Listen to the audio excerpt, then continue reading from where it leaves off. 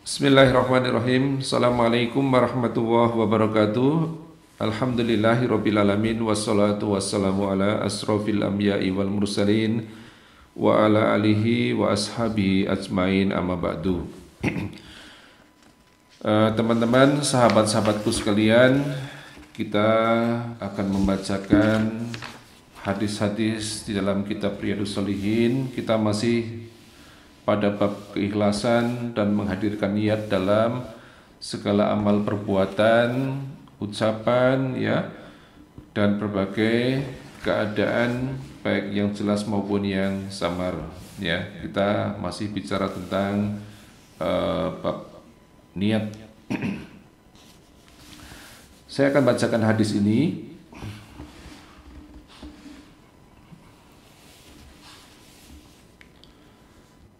Ngan Abi Hurairah Abdurrahman ibni Sahrin radhiyallahu an qala Rasulullah sallallahu alaihi wasallam, inna Allaha la yanduru ila ajsamikum wala ila suwarikum walaki yanduru ila qulubikum. Rawahu Muslim. Abu Hurairah Abdurrahman bin Sakhr radhiyallahu an berkata, Rasulullah sallallahu alaihi wasallam bersabda, sesungguhnya Allah tidak melihat kepada tubuh kalian, tidak pula kepada bentuk rupa kalian, tetapi Dia melihat kepada hati kalian. Hadis riwayat Muslim nomor 2564. Teman-teman, sahabat-sahabatku sekalian, jadi sudah semestinya bagi setiap insan, setiap kita, agar senantiasa kita mengobati hati kita, menyucikan hati kita, menjaga hati kita karena Allah Subhanahu wa taala. Ya. Allah Subhanahu wa taala dalam hadis ini tidak melihat keadaan kita dari fisik, rupa kita, ya, bentuk tubuh kita, mau panjang, mau tinggi, mau pendek, ya, mau hidungnya pesek, mau hidungnya mancung, kulitnya kuning, kulitnya sawo matang, ya, dari bangsa apa. Allah Subhanahu wa taala tidak melihat dari itu. Allah melihat setiap kita dari hati-hati kita. Bagaimana hati kita bisa terjaga dari hanya kita mencari ridha Allah Subhanahu wa taala.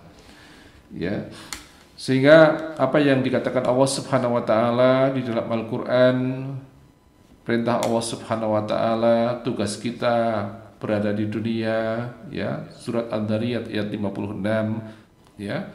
Ini harus didasari dengan hati yang bersih untuk beribadah kepada Allah Subhanahu wa taala, ya.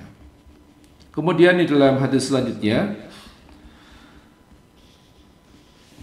Abu Musa Abdullah bin Qais al-Asy'ari radhiyallahu an, dia berkata, Rasulullah sallallahu alaihi wasallam ditanya perihal seorang yang berperang dengan tujuan menunjukkan keberanian. Ada lagi yang berperang dengan tujuan kesukuan. Ada pula yang berperang dengan tujuan riya. Dari semua itu, manakah yang termasuk berperang di jalan Allah?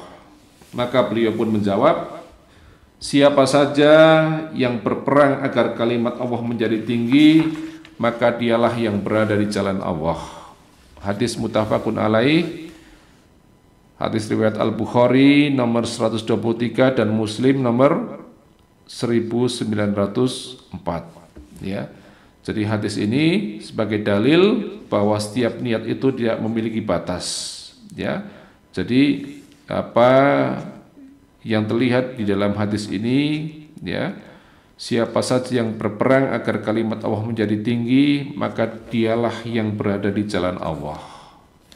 Setiap jiwa kita selalu digoda oleh setan, ya, apalagi di dalam perkara perang, ya.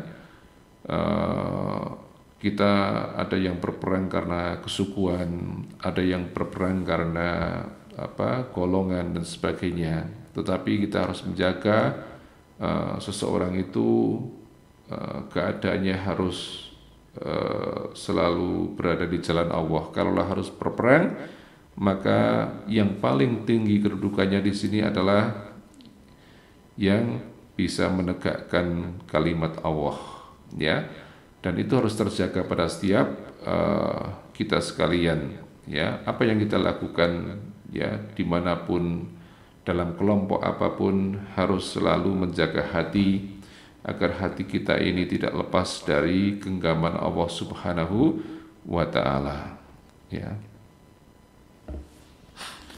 Kemudian hadis selanjutnya, Abu Bakrah Nufai bin Haris As-Saqafi radhiyallahu an berkata, Nabi SAW bersabda, apabila ada dua orang Islam yang bertengkar dengan pedangnya, maka orang yang membunuh dan yang terbunuh sama-sama berada dalam neraka.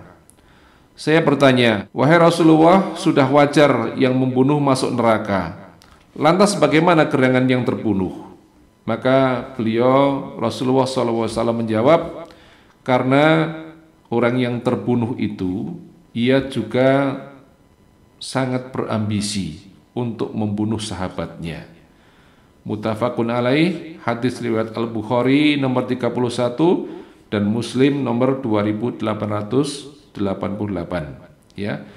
Jadi sekali lagi bahwa apa yang kita lakukan adalah tentu bergantung kepada niat kita masing-masing, ya. Seorang yang bertengkar dengan temannya, dua orang yang berkelahi itu sesungguhnya sama-sama ingin mencederai lawannya, ya. Dua orang itu yang berkelahi sama-sama ingin membunuh. Jadi kalaulah satu orang yang terbunuh itu, ya, dengan satu orang yang membunuh, sebenarnya niatnya sama-sama ingin membunuh, ya. Maka betul kata Rasulullah, ya, orang yang membunuh itu masuk neraka. Ketika sahabat bertanya bagaimana keadaannya dengan orang yang terbunuh, ya, orang yang terbunuh itu juga sama-sama berniat membunuh. Jadi sama-sama masuk neraka. Oleh karena sama-sama berniat untuk atau berambisi untuk membunuh lawannya, ya.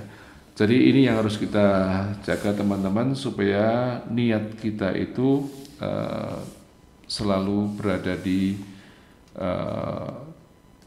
dalam ketaatan kepada Allah Subhanahu wa Ta'ala, ya.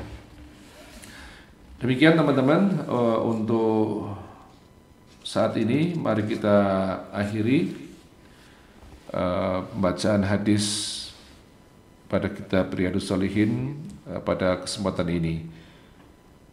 Assalamualaikum warahmatullahi wabarakatuh.